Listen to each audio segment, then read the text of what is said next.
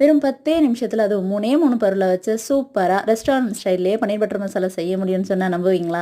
வாங்க நான் காட்டுறேன்.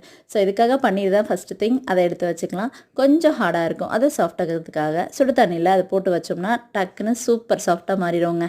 அடுத்தது பால்ல நம்ம இந்த மசாலா மிக்ஸ தாங்க மிக்ஸ் பண்ண போறோம். ரூ. 45க்கே கிடைச்சதுங்க. எவ்வளோ தேவையோ அதுக்கேத்த மாரி நம்ம மிக்ஸ் பண்ணி வச்சுக்கலாம்.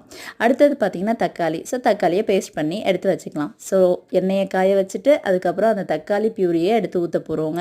அது நல்லாவே வதங்கட்டும். நல்லா பச்சை வாசனை போற அளவுக்கு வதங்கட்டும். இந்த பக்கம் பன்னீர நீங்க ஃப்ரை பண்ணிக்கலாம். நான் ஃப்ரை பண்ணி சாப்பிட விரும்புவேன். அப்படியே போடுறதுனாலும் போட்டுக்கலாம். ஸோ நம்ம கரைச்சி வச்சிருக்க மசாலா மிக்ஸை ஊற்றிட்டு நல்லா கொதி வரவும் நம்ம வறுத்து வச்சிருக்கிற பன்னீர் எல்லாத்தையும் இதில் போட போகிறோங்க. போட்டதுக்கப்புறம் ஃபைனல் டச்சாக கொஞ்சோண்டு பட்டர் போட போகிறோம். செம வாசனையாக செம கெட்டியாக அதே கலரில் அதே டேஸ்ட்டில் வேறு லெவலில் இருக்குங்க. நாங்கள் சப்பாத்திக்கு மட்டும் இல்லை தோசைக்கே தொட்டு சாப்பிடுவோன்னா பாருங்கள்.